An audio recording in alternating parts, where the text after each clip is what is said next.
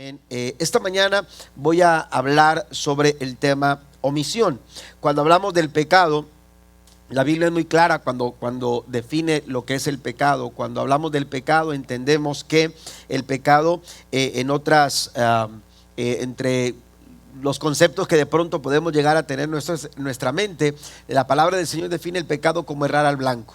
Cuando nosotros no atinamos, cuando no estamos nosotros cumpliendo con el propósito, cuando hemos fallado en esa trayectoria que Dios ha trazado para la vida del ser humano, el hombre entonces está en pecado, ¿verdad? Porque pecado es errar al blanco. Y cuando hablamos de la oración conocida como yo confieso, en esa oración de alguna manera se agrupan cuatro tipos de pecados. Se clasifican los pecados agrupándolos en esa clasificación, y podemos decir, por ejemplo, y quiero que los anote por favor ahí en sus notas, que encontramos lo que se conoce como pecados de pensamiento. Amén, pecados de pensamiento. Esos pecados involucran nuestros pensamientos. La Biblia dice en Mateo 5:28, pero yo os digo que cualquiera que mira a una mujer para codiciarla, dice, ya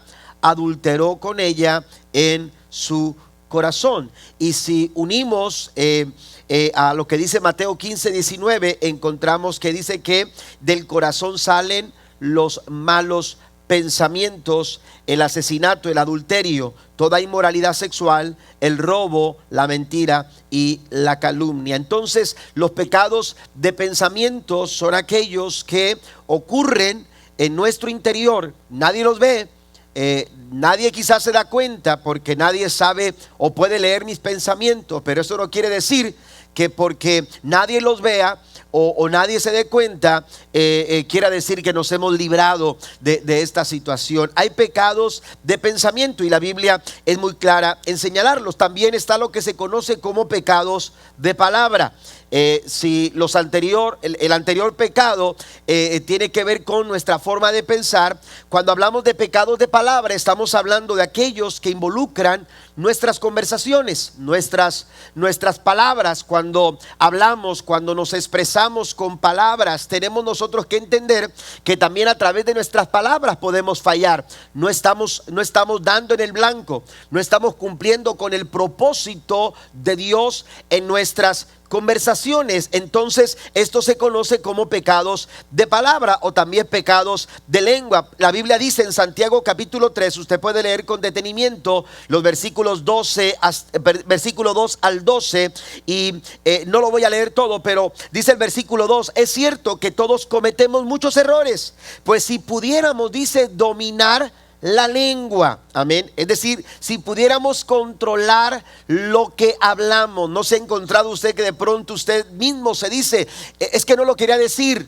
Amén. O perdón, me retracto. ¿Por qué? Porque de pronto no tenemos la capacidad de controlar lo que decimos. Y precisamente cuando no tenemos control es porque la lengua, dice la Escritura, si la pudiéramos dominar, la lengua, seríamos perfectos, capaces de controlar en todo sentido. Y entonces usted sigue leyendo y se dará cuenta que Santiago señala que esta lengua es capaz de encender todo un bosque, ¿verdad? Y dice, corrompe todo el cuerpo porque puede incendiar toda la vida. Entonces tenemos que tener cuidado con lo que pensamos. Tenemos que llevar cautivos nuestros pensamientos a la obediencia a Dios por medio de Cristo, pero también tenemos que tener cuidado con lo que hablamos, porque hay pecado de pensamiento, pero también hay pecados que se conocen como pecados, ¿verdad?, de palabra. Pero también entendemos los pecados de comisión,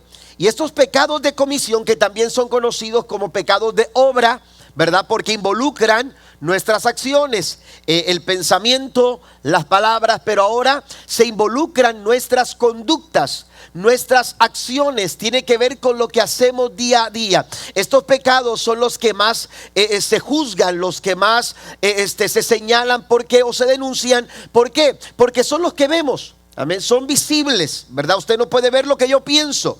De pronto usted no puede entender las intenciones de lo que yo digo, pero mis acciones son tan visibles que son más fáciles de juzgar. Y a estos pecados se les conoce como pecados de comisión. Y Gálatas capítulo 5, versículo 19 al 21 señala que cuando ustedes siguen los deseos de la naturaleza pecaminosa, los resultados son, dice, más que claros: inmoralidad sexual, impurezas, pasiones sensuales, idolatría, hechicería, hostilidad, peleas, celos, arrebatos de furia, ambiciones egoístas, discordias, divisiones, envidia, borracheras, fiestas desenfrenadas y otros pecados parecidos. Permítame, dice Pablo, repetirles lo que les dije antes: cualquiera que lleve esta clase de vida no heredará el reino de Dios. Entonces podemos errar al blanco con nuestros pensamientos, podemos errar al blanco, fallar a Dios, ¿verdad? Con nuestras palabras, podemos fallar también, errar al blanco también con nuestras acciones, pero también hay un pecado que se conoce como pecado de omisión. Amén. Pecado de omisión. Y es ahí donde nos vamos a enfocar en esta mañana. Y utilizando lo que Santiago escribe en el capítulo 4, versículo 17, Santiago señala lo siguiente. Usted lo tiene ahí en sus notas. Recuerden que es pecado saber lo que se debe hacer y luego no hacerlo. Otra versión dice de esta manera: y aquel que sabe hacer lo bueno y no lo hace, le es pecado. Podemos pecar con nuestro pensamiento, podemos pecar con nuestras palabras, podemos pecar con nuestras acciones. Amén. Pero también, hermano, podemos pecar cuando omitimos, cuando no hacemos lo que debemos. Cuando sabemos hacer lo bueno, dice Santiago, pero no lo hacemos. Amén. Pero no cumplimos, pero nos desentendemos de aquello que se espera que usted y yo hagamos. A esto se le conoce como pecados de omisión. ¿Qué quiere decir la palabra omisión? En el diccionario la palabra omisión significa abstención de hacer o decir, falta por haber dejado de hacer algo necesario o conveniente en la ejecución de una cosa, o por no haber ejecutado una responsabilidad. También se le considera como un descuido de quien está encargado de un asunto. Todo eso encierra la palabra omisión. Y cuando tomamos este concepto, entonces nos permite definir que el pecado de omisión es un estado en donde la persona deja de hacer lo que debe de hacer, y esto resulta desagradable a los ojos de Dios. Cuando nosotros no hacemos lo que debemos, Dios espera que usted haga lo que es correcto. Amén. Y no hay manera en que Dios se agrade, no hay forma en que Dios pueda contemplarnos de una manera agradable si no estamos cumpliendo lo que se espera de nosotros. Y a esto, mis amados hermanos y hermanas, se le conoce como pecado de omisión. Este pecado ocurre por no hacer lo que es correcto. Y un ejemplo claro en la Biblia de un pecado de omisión o de omisión es el relato que encontramos nosotros en la parábola del buen samaritano. En ella la Biblia nos describe a un hombre que bajaba de Jerusalén, descendía, dice otra versión, aleluya, de Jerusalén a Jericó. Y mientras él venía en ese camino hacia Jericó, de Jerusalén a Jericó, la Biblia dice que llegaron ladrones, los cuales lo golpearon, le quitaron la ropa, lo maltrataron. Y la escritura señala, hablando Cristo en esta parábola, que lo dejaron tirado junto al camino, pensando quizás que ya hasta estaba muriendo, ¿verdad? Agonizando. Dice que lo dejaron medio muerto. Alguna versión lo señala de esta manera. Pero mire, el relato sigue avanzando, y en ese avance, cuando encontramos a un hombre golpeado, a un hombre abandonado, a un hombre necesitado de ayuda, el relato expone a dos hombres que pasaban cerca de donde estaba este hombre herido. Oyeron su queja, su dolor. Era evidente para ellos que este hombre necesitaba el auxilio. Pero ¿sabe qué? La parábola contada por Jesús dice que ellos dos, tanto el sacerdote como el levita, siguieron de largo. Amén. Incluso la Nueva Traducción Viviente dice que el sacerdote se cruzó al otro lado del camino. Amén.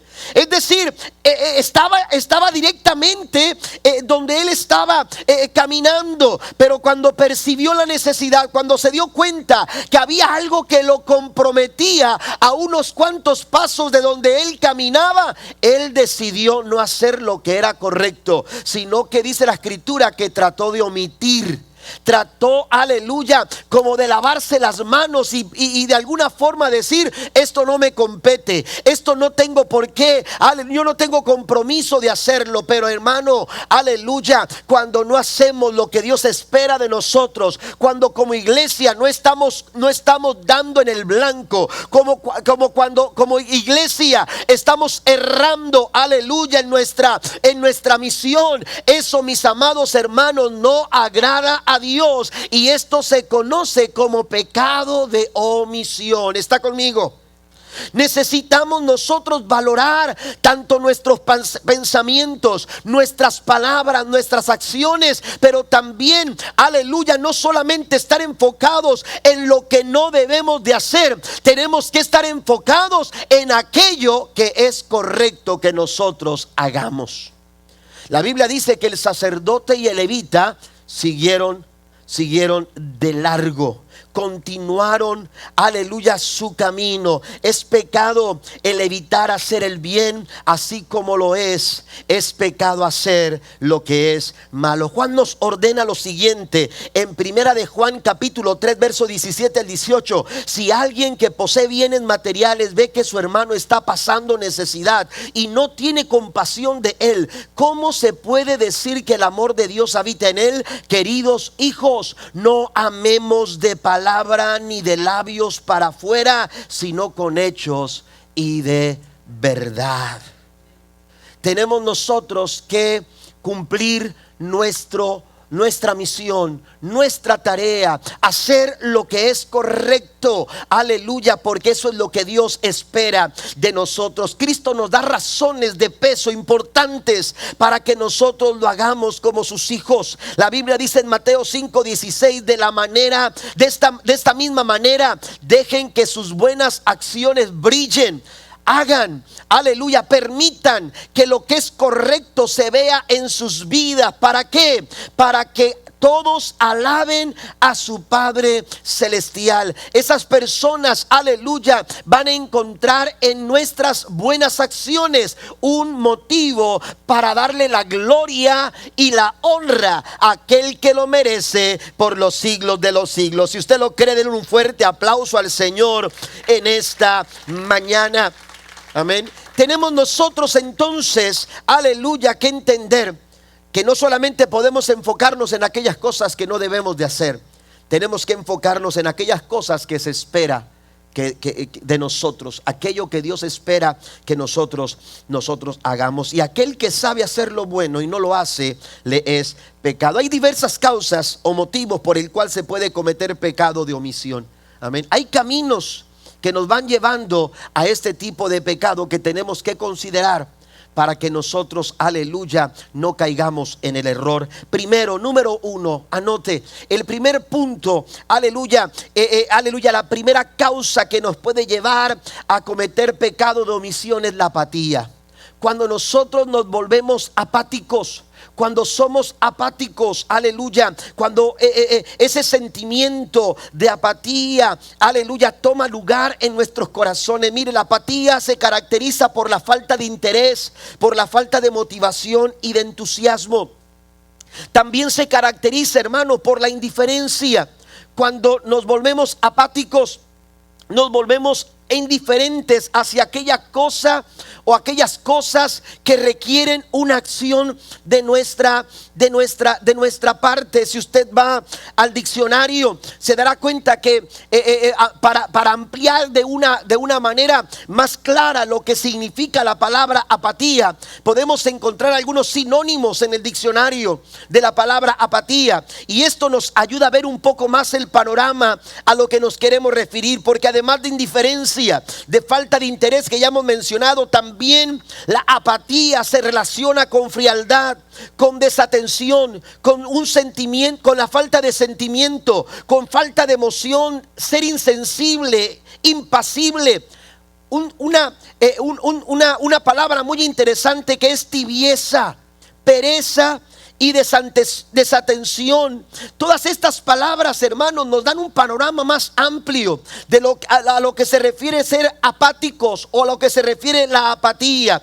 En contraparte, lo contrario a apatía, hermanos, tiene que ver con, aleluya, tener un corazón empático, con tener, aleluya, un corazón considerado hacia las necesidades que nos rodean, hacia las otras personas. Pero cuando hablamos de apatía, hermano, aleluya, podemos encontrar diferentes ejemplos en la Biblia que nos van a dar, aleluya, claridad de la forma en que Dios ve a aquellas personas que son apáticos en sus corazones. Un ejemplo notorio, aleluya, es el del sacerdote Elí. Elí, el sacerdote, aleluya, que fue acusado por Dios. Dios mismo acusa a Elí de indiferencia al no reprender a sus hijos por sus malas acciones. Primer libro de Samuel, capítulo 3, versículo número 13. La traducción lenguaje actual lee de la siguiente forma: él sabía que sus hijos me ofendían gravemente. Note la severidad con la que Dios denuncia, aleluya, esta actitud apática de el sacerdote Elí. Él lo sabía, él se daba cuenta, él lo tenía claro, él, aleluya, él sabía claramente la gravedad de las acciones, y que esas acciones me ofendían, dice Dios. Dios se había sentido ofendido por el mal proceder y por las malas conductas de los hijos del sacerdote Elí. Pero esta gravedad aumenta cuando Dios denuncia y dice: y no hizo nada para corregirlos. En otras palabras, fue indiferente. Aleluya, ni siquiera hizo por estorbarles para que no siguieran haciendo lo que ellos estaban haciendo. No hizo nada para corregirlos. Así dice el Señor: así que voy a castigar a su familia, y nadie podrá evitarlo. Dios se había sentido ofendido por la gravedad de los pecados de los hijos de Elí. Sin embargo, Elí no había hecho absolutamente nada. En otras palabras, Elí estaba siendo apático, indiferente. Pero permítame decirlo también de esta manera, ya lo vimos en los sinónimos de la palabra apatía. Elí estaba siendo tibio, conformado y sin compromiso, ni frío ni caliente, como la iglesia descrita en el capítulo 3, versículo 15 del libro de Apocalipsis. Yo conozco tus obras, que ni eres frío ni caliente. Mire la expresión: ojalá que fueses frío o caliente. Amén. Esto de pronto nos dice, bueno, ¿cómo es que Dios dice ojalá seas frío o caliente? Algunos interpretan esta expresión como que el lado frío corresponde, aleluya, a esa persona que ha renunciado totalmente, que ha determinado no abrazar la fe. Y otros interpretan que el lado caliente es aquel que arde por la fe en Cristo Jesús. Pero mire, hay una interpretación que se considera, dado que geográficamente la ciudad de la Odisea estaba entre dos ciudades muy importantes de aquel tiempo. Me refiero a la ciudad de Colosas y a la ciudad de Hierápolis. Estas dos ciudades, hermanos, eran muy importantes en aquel tiempo. Y geográficamente, aleluya, la ciudad de la Odisea, donde estaba la iglesia, la que escribe en el capítulo 3 de Apocalipsis, verso 15, el apóstol Juan, estaba en medio de estas dos ciudades. Y la ciudad de Colosas estaba edificada en un valle, y en ese valle descendían, hermanos, de las montañas arroyos muy fríos, de aguas muy frías desde las montañas que bañaban el valle. Y entonces, hermanos, los ríos o los caudales de esa ciudad, hermanos, eran conocidos por aguas congeladas o frías, mejor dicho, no tanto como congeladas, pero frías. Y era común que la gente disfrutaba de beber el agua fresca de los caudales de la ciudad de Colosas. Pero también estaba la ciudad de Hierápolis, y en esa ciudad de Hierápolis, hermanos, era conocida por sus aguas termales. Usted lo puede googlear y encontrar, hermanos, cómo en esa área del Asia Menor las aguas termales estaban todavía se pueden ver, y es bellísimo.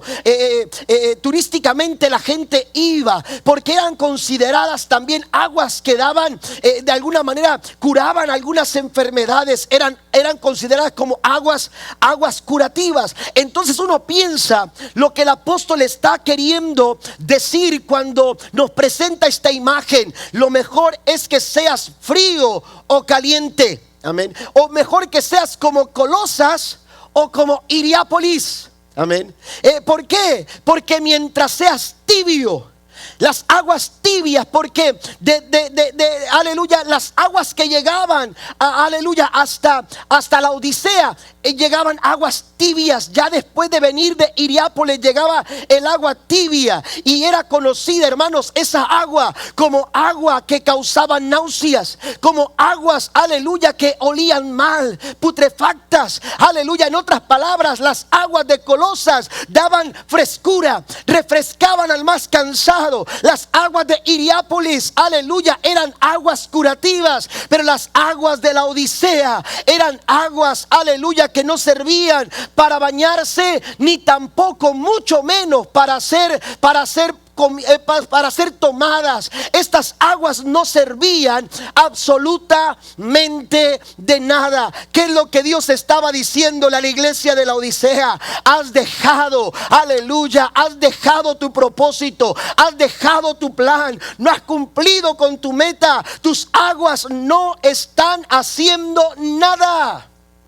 Eso es lo que estaba acusando Dios a la iglesia de la Odisea. Las aguas de la Odisea no refrescaban, no sanaban a una sociedad enferma, de tal manera que era un agua tibia.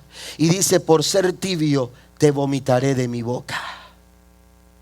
La apatía, iglesia, cuando nos volvemos indiferentes, cuando no nos conmovemos ante la necesidad en nuestra sociedad, cuando hemos dejado de ser esa iglesia movida por compasión, cuando la iglesia deja de tener interés por la presencia del Señor, cuando hemos desatendido el estudio de la palabra, cuando nos olvidamos de buscar a Dios, aleluya, como Él espera que nosotros lo hagamos, nos hemos vuelto tibios. Y la tibieza continuamente está siendo denunciada en la palabra del Señor. Mire lo que dice Amós en el capítulo 6, versículo 1. El profeta Amós se refiere al reino de Judá y al reino de Israel, aleluya. De esta manera están reposando, están cómodos en su situación. La Nueva Traducción Viviente dice: qué aflicción les espera a ustedes que están a sus anchas en medio de lujos en Jerusalén, y a ustedes que se sienten seguros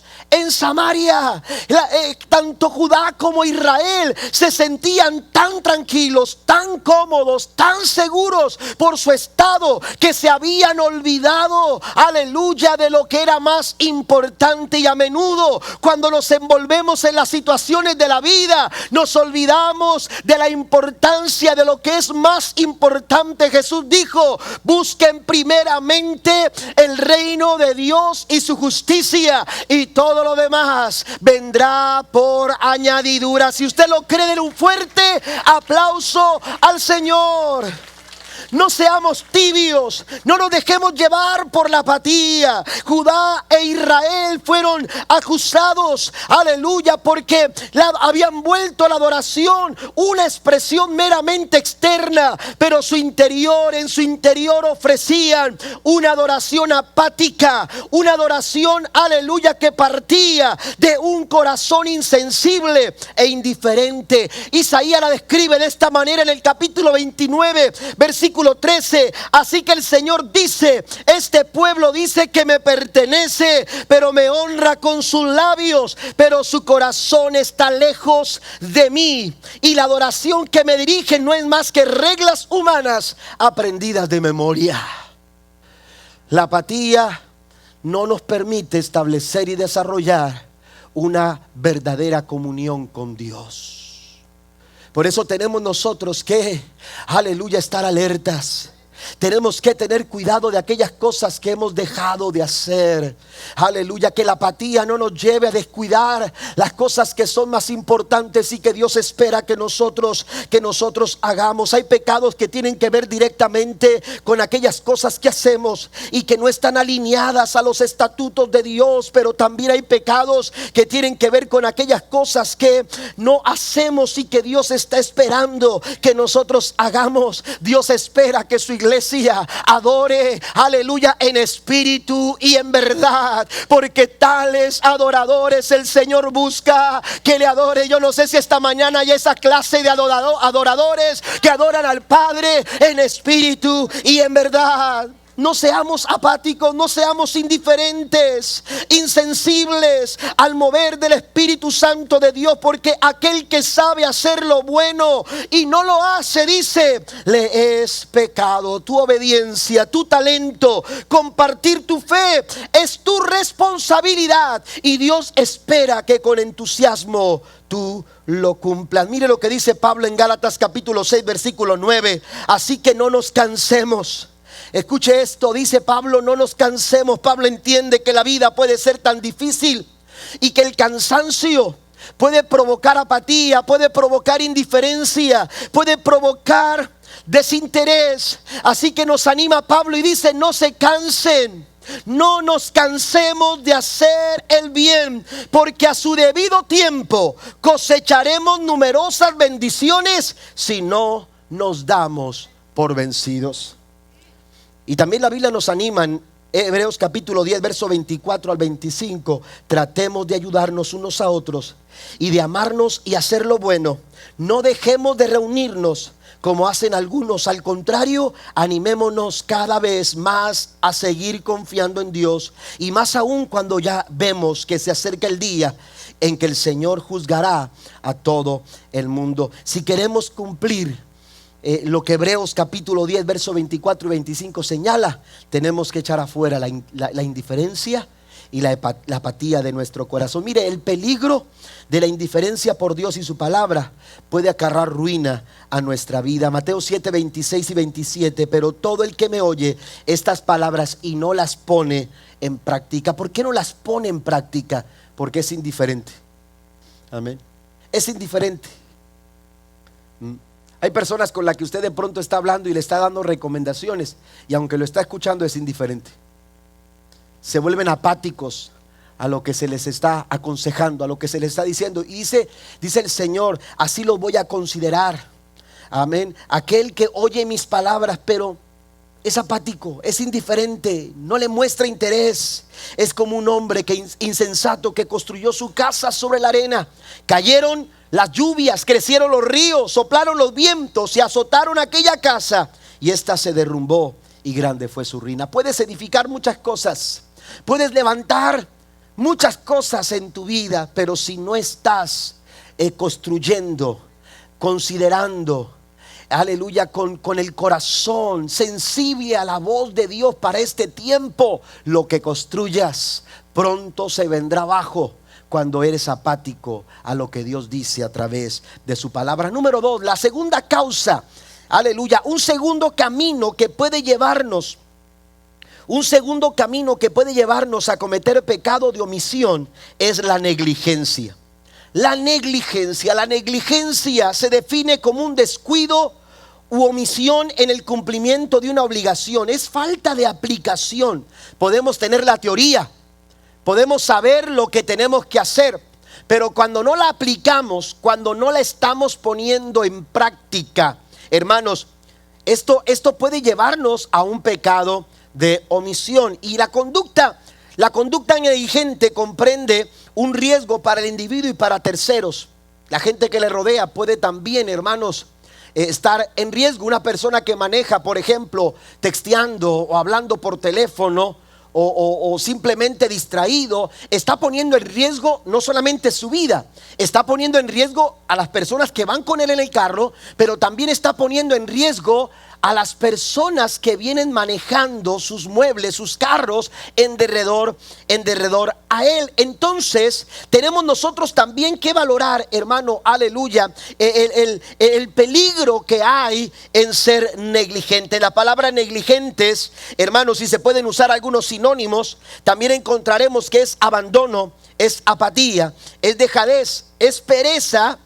Y los antónimos de esta palabra negligente es cuidado, diligencia, atención y previsión. Nosotros tenemos una misión que cumplir como iglesia. Dios nos ha comisionado. Dios ha puesto una misión que la iglesia necesita enfocarse, aleluya, dedicarse, comprometerse a cumplir, porque Dios espera que nosotros la cumplamos. Y un ejemplo que nos puede ayudar a entender este tema es el momento en que Dios habla, o Jesús habla de la parábola de los talentos. Jesús contó esta parábola y la Biblia nos relata en Mateo capítulo 25, versículo 14 en adelante, que en esa parábola Cristo describe a un hombre que había recibido un talento y había recibido ese talento para multiplicarlo. Amén. Se le dio un talento para que lo multiplicase. Y la Biblia dice que cuando el Señor regresó a arreglar cuentas con el que le había dado 5, cuando regresó para arreglar cuentas con el que le había dado 2, también lo hizo con el que le había entregado un talento. Amén. Y entonces la Biblia dice que cuando llegó a ese que solamente le había entregado un solo talento, dice que le presentó una serie de excusas. Y ante las excusas de este hombre, el Señor, el amo, el dueño de los talentos, hermano, le llamó negligente. Amén. Negligente, ¿por qué? Por no realizar lo que se había esperado de él. Le dijo: eres un siervo, usted lo puede ver, Mateo 25, verso 26, respondiendo su Señor, le dijo: siervo malo y negligente. Ahora, partamos desde el pensamiento de que este hombre seguramente pensó que nada se le había de exigir. ¿Qué cuenta se había de dar si simplemente entrego lo que se me puso en la mano? Hay gente que vive de esta manera. Hay gente que piensa que no tiene por qué rendirle cuentas a nadie. Hay gente que dice: es que yo no tengo que rendirles cuentas a nadie, y viven de esta manera, hermanos, aleluya, viviendo egoístamente, viviendo, aleluya, orgullosamente de sus malas acciones, de sus malos pensamientos, de su vana manera de vivir, aleluya, pensando en que no darán cuentas absolutamente a nadie. Nosotros tenemos que entender que el ser humano tiene que presentar cuentas, tanto aquí en la tierra como también allá en el cielo. Amén. Un día el Señor ha de aparecer y va a pedir cuentas. Nos va a pedir que rindamos cuentas a Él. Y no podemos salirle con excusas. Amén. No podemos salirle con excusas. Este hombre se empezó a excusar. Amén. Su negligencia lo llevó a actuar de una manera equivocada. Erró en el blanco, y esto es pecado. Porque el que sabe hacer lo que es correcto y no lo hace, la Biblia dice que le es pecado. Ahora, me llama la atención que cuando el Señor se refiere a este hombre negligente, lo llama también malo. Asocia la maldad con la negligencia, con acciones negligentes. Y usted lo puede corroborar, por ejemplo, en otras versiones, donde no solamente aparece la palabra negligente, aparece también la palabra perverso, que ya dijimos que es sinónimo de negligencia. Pero también aparece perezoso, es sinónimo de negligencia, pero también aparece perverso, que es sinónimo de malo o de maldad. Es decir, el Señor asocia la palabra malo con negligente. Y es que, amados hermanos, así como la apatía guía los pasos del hombre hacia el pecado de omisión, también la negligencia hace lo suyo. Hace lo suyo, y es peligroso. Tenemos que asumir, aleluya, esta realidad. Es peligroso, la negligencia es peligroso. En el código jurídico, aleluya, aleluya, del estado de Texas, la negligencia aparece, aleluya, como un delito, porque es peligroso. La negligencia es peligrosa. Si eres negligente en tus relaciones, si eres negligente en tu trabajo, si eres negligente en tu estilo de vida, si eres negligente, aleluya, en tu vida, esto acarrea ruina, pero también acarrea peligro para otras personas. Miren lo que dice la escritura en Proverbios capítulo 10, versículo 4: la mano negligente empobrece, mas la mano de los diligentes enriquece. La negligencia, amados hermanos, es calamidad, pero la diligencia es un tesoro. Amén. Es un tesoro. La mano del negligente empobrece. Yo quiero mencionar cuatro aspectos por qué la negligencia es peligrosa. Anótelas, por favor. Amén. Su naturaleza es engañosa. Amén. Es peligrosa la negligencia por su naturaleza. Y es que fácil evidenciar o identificar aquellos pecados que son visibles. Pero cuando se trata de la negligencia, amados hermanos, a veces se nos es difícil. El siervo pensaba que había hecho bien las cosas. Amén. Ahí está el dinero, ahí está el talento, ahí está el talento.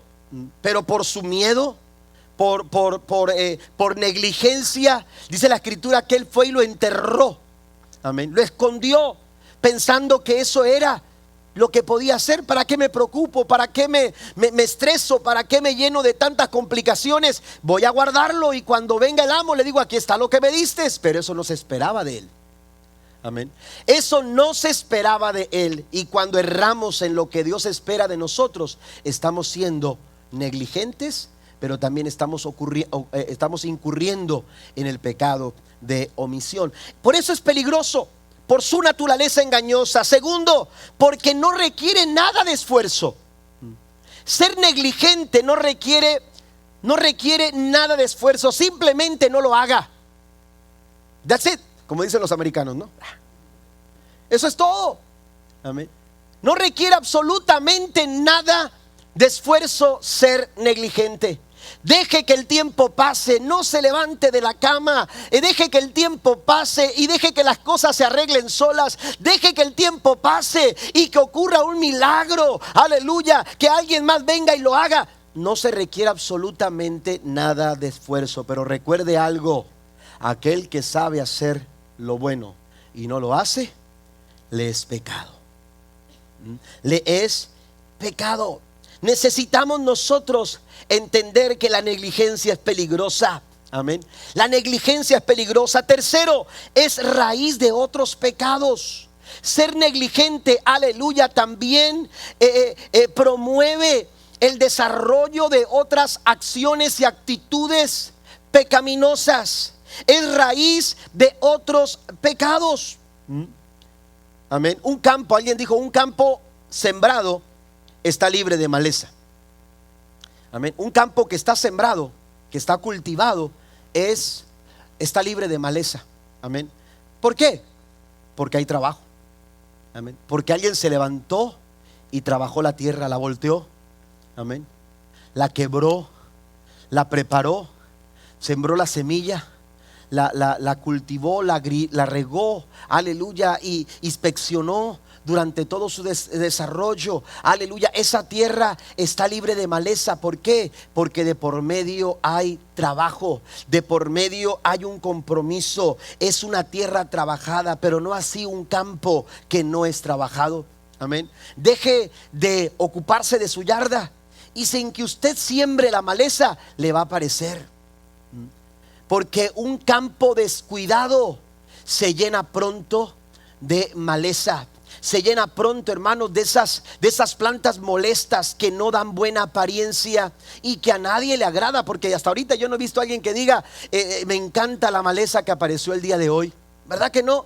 es molestosa, hay que arrancarla, hay que trabajar la tierra, hay que trabajar el jardín, pero un campo bien sembrado está libre de maleza. La diferencia, aleluya, está en el trabajo, y es que la ociosidad, cuando cuando no hay compromiso, aleluya, con lo que se hace, cuando no está uno dedicado responsablemente y comprometido responsablemente a hacer lo que se espera de nosotros, hermano, aleluya, la ociosidad nos puede llevar por un camino equivocado. Precisamente en la ociosidad, aleluya, David le falló al Señor, porque esa mañana él dijo: no voy a ir aleluya, a la guerra. Se esperaba, el ejército esperaba que su inspiración, aleluya, su líder, su rey saliera con ellos como acostumbraba a hacerlo, salir a la guerra. Pero esa mañana él dijo: me quedo. Esa mañana él no pensaba en adulterar, él no pensaba en fallarle a Dios, él no pensaba que ese día iba a cometer un pecado terrible, él no pensaba eso. Pero en su estado de ociosidad, en su estado, aleluya, de negligencia, esto, amados hermanos, hizo que esa mañana se quedara en el lugar donde no se esperaba que estuviera. Y entonces dice que cuando salió, vio una mujer, la codició, la mandó llamar y cometió pecado de adulterio con Betsabé. Lo peligroso de la negligencia es que es engañosa, no requiere mucho esfuerzo, pero también es raíz de otros pecados. También, hermanos, es peligrosa porque es contraria al espíritu y propósito del evangelio.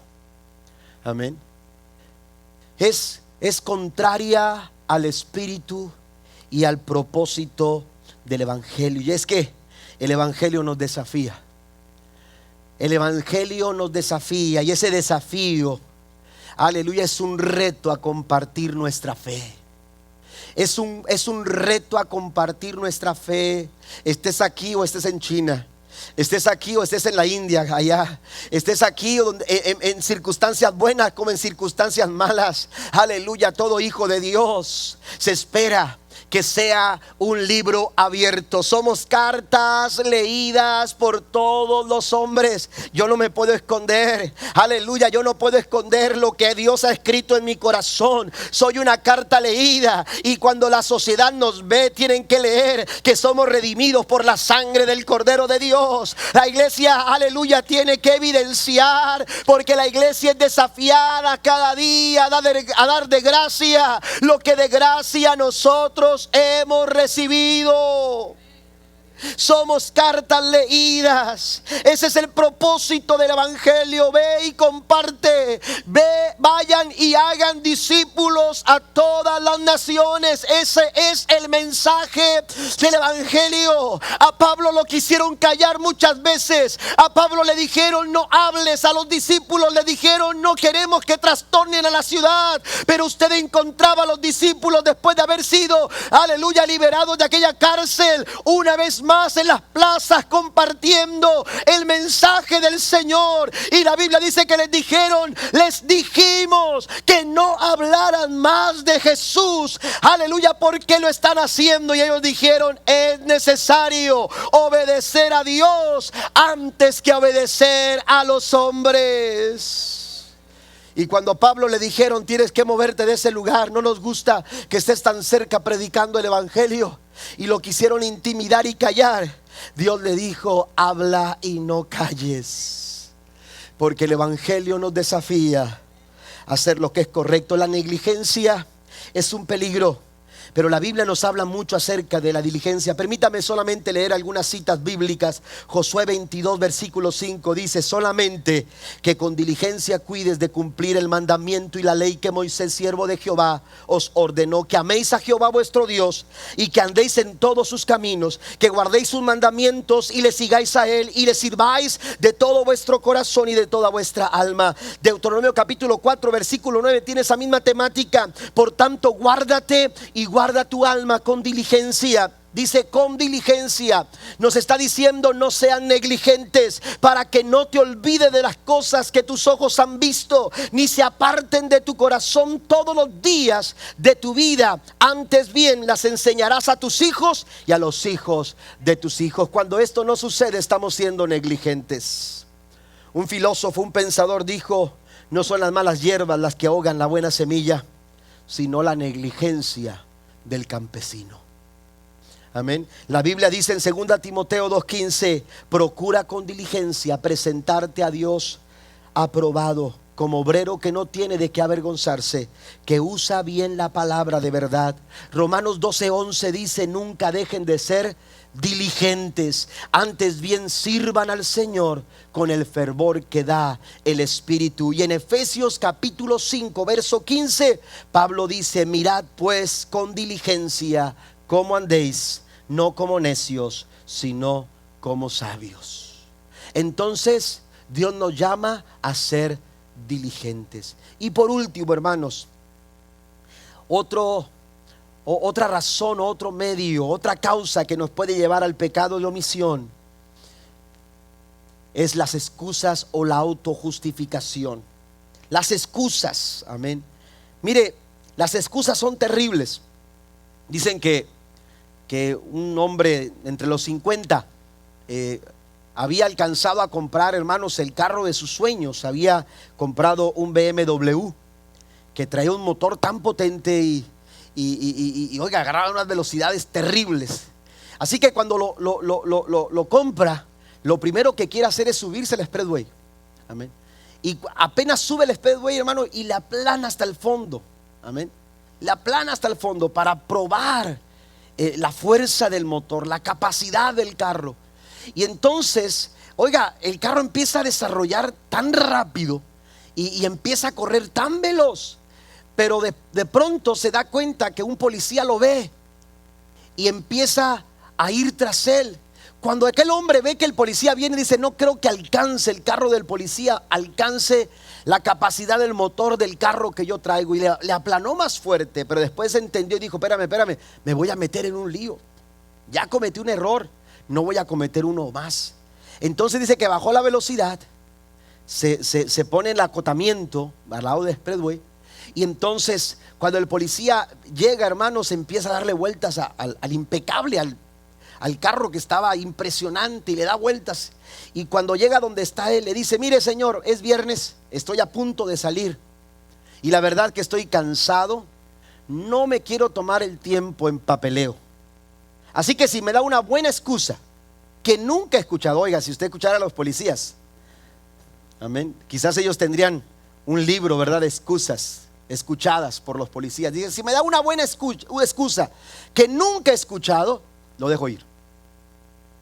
Y aquel hombre lo pensó un ratito y entonces dijo: ¿sabe qué, oficial? Es que la semana pasada, porque venía muy recio, dijo: pues es que la semana pasada mi suegra se metió en problemas.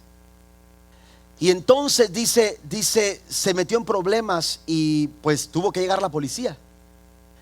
Y cuando el policía llegó, dijo: señora, me lo voy a tener que llevar a la oficina, al departamento de policía. Y oiga, dice, ahí se quedó. Dice, y cuando lo vi, lo primero que se me vino a la mente es que venía para regresármela. Amén. Así que yo primero pensé: le voy a aplanar al carro para irme lo más rápido para que no me alcance. Pero la verdad es que el ser humano es un libro, es un experto en fabricar excusas. Las excusas se han convertido en todo un estilo de vida, una forma de vida para los seres humanos. Un proverbio árabe dice: quien quiere hacer algo encuentra un medio, quien no quiere hacer nada encuentra una excusa. Y les hemos dado una etiqueta a las excusas, hermanos, que tenemos que quitarnos de nuestra mente, porque algunos vemos las excusas como un salvavidas para salir de manera fácil a una situación, a un problema, y excusamos. Amén. Excusamos. Lo ha hecho usted, lo he hecho yo. Amén. Nos hemos excusado de por qué llegamos tarde, de por qué no alcanzamos a hacer lo que teníamos que hacer, lo que se esperaba. Y nos hemos excusado muchas veces, amén, porque hemos tomado la excusa como un salvavidas. para salir de un problema o de una situación complicada. Pero tenemos que quitarnos también esa imagen de una excusa buena. Porque hasta le damos ese mote, ¿verdad? Ese mote de la excusa buena. Fue una buena excusa. No, no hay excusa buena. Porque la excusa nunca te va a hacer un favor. La excusa nunca te va a hacer bien. No es lo mismo disculparse que excusarse. Una persona se excusa para eludir una responsabilidad, pero una persona se disculpa, hermanos, para reconocer una falta, reconocer un error. El hermano Cash Luna dice una frase que me gusta mucho. Él dice, Dios te levanta de los fracasos, pero no te puede levantar de las excusas, porque es tu responsabilidad. Es tu responsabilidad. Dejar de excusarte, dejar de esconderse tras una excusa. No hay excusa buena. La excusa no es un salvavidas. Así que le digo esta mañana, si usted saliendo de este lugar se encuentra una excusa, como cuando vamos caminando y nos encontramos un billete de a 100, Dios nos oye, ¿verdad? Dios nos escucha. Va a ir a comer. Y entonces se encuentra un billete de a 100, ¿usted qué hace? No, a mí no se me cayó, yo estoy completo, ¿verdad? No, oiga, si encuentra un billete así, lo levanta. Bueno, yo le digo, si esta mañana usted sale de la iglesia y se encuentra una excusa, no la recoja. Déjela ahí. No la tome. No le va a hacer nada bien. Amén. Las excusas no nos ofrecen absolutamente nada. Tito capítulo 2 verso 14. Estoy resumiendo este punto. Él quiso morir para rescatarnos de todo lo malo y para purificarnos de nuestros pecados. Al hacerlo nos convirtió en su pueblo. ¿Cuántos son el pueblo del Señor? Bueno, ¿sabe qué espera Dios de nosotros? Que seamos un pueblo decidido a hacer el bien. Amén. Eso es lo que Dios espera. Un pueblo decidido a hacer el bien. Vivamos cada día decididos a honrar al Señor con nuestro pensamiento, con nuestras palabras, con nuestras conductas, pero también con nuestras acciones correctas, al hacer, con nuestra responsabilidad, al hacer lo que Dios espera de nosotros. Un triunfador está libre de excusas. Una persona que busca triunfar en la vida se ha liberado de las excusas. ¿Cómo lo puedo hacer? ¿Cómo me puedo liberar de las excusas? Anote por favor lo siguiente. Defina sus prioridades. Defina qué es lo más importante en su vida y no le pierda el enfoque. Quédese ahí. Amén. Quédese ahí. Lo más importante. Amén. Las excusas, hermanos, aleluya, llegan cuando no tenemos claro qué es nuestra prioridad. Pero cuando tenemos claras nuestras prioridades, hermanos, las excusas no habrá lugar para las excusas. También asuma su compromiso de forma responsable. Amén. Asuma su compromiso de forma responsable. Sea responsable. Así que tengan cuidado de cómo viven. No vivan como necios, sino como sabios. ¿Y sabe qué hacen los sabios? Nunca se excusan. Los sabios nunca se excusan. Y número 3 o tercera manera de liberarnos de las excusas es hable la verdad siempre. Sea honesto. Amén. Hable la verdad siempre. Y cuando hablo de la verdad, no estoy hablando de una verdad de nuestro intelecto. Estoy hablando de una verdad que se hace, que se practica, amén, que se aplica, que se vive y que también se obedece. Esta clase de verdad no te va a permitir llenarte de excusas. Póngase de pie conmigo, por favor. Ya estoy cerrando, ya estoy terminando. Dios espera tanto de nosotros, iglesia, para este tiempo. Para este tiempo, Dios espera tanto de ti y de mí. Dios espera tanto de nosotros. Por eso Él nos habla. Por eso Él nos habla. Hace algunos meses atrás hablé del problema de nuestra sociedad y mencioné que el tema era: el pecado es nuestro problema. El problema de la sociedad tiene que ver con el pecado. Vimos hacia allá. Hoy quiero que veamos hacia acá. El pecado de omisión, amén, nos involucra a todos. Tenemos que tener cuidado cómo vivimos. ¿Qué es lo que estamos no solamente dejando de hacer porque sabemos que no agrada a Dios. Tenemos que saber identificar aquellas cosas que Dios espera que nosotros hagamos, pero que por apatía quizás, pero que por negligencia quizás, o simplemente por excusas no hemos logrado completar. Yo no sé en qué área de tu vida tú necesites aplicar esto. Quizás en tu hogar, en tu matrimonio, en tus finanzas, en la obra del Señor, en tu ministerio, liderazgo espiritual. Yo no sé, pero yo entiendo que en un momento Dios va a venir por nosotros, por su iglesia. Se nos predicaba esto la semana pasada, del retorno inminente de nuestro Señor. Y cuando Él venga, Él no va a pedir cuentas. Él te va a pedir cuentas a ti personalmente. No te vas a poder excusar. Él te va a pedir cuentas de forma personal. Voltaire dijo lo siguiente: todo hombre es culpable del bien que no hizo. Amén. Pero ¿sabe qué dice la Biblia? Lucas 12, versículo 43 al 44. Dichoso el siervo cuyo Señor al regresar lo encuentre cumpliendo su deber. La pregunta es: ¿estamos cumpliendo con nuestro deber? ¿Estamos haciendo lo que Dios espera de nosotros? ¿Qué espera Dios de un esposo cristiano? De una esposa cristiana. ¿Qué espera Dios de una familia que ama a Dios, que dice amar al Señor? ¿Qué está esperando Dios de nosotros? ¿Qué es lo que Dios espera de ti? Dios es muy claro. Dios es muy claro en su palabra. Dios dice lo que espera de nosotros. Y dice que cuando Él venga, el siervo será dichoso si su amo lo encuentra haciendo, cumpliendo con su deber. Y esto, amados hermanos, amada iglesia, sigue diciendo: les aseguro que le pondrá a cargo de todos sus bienes.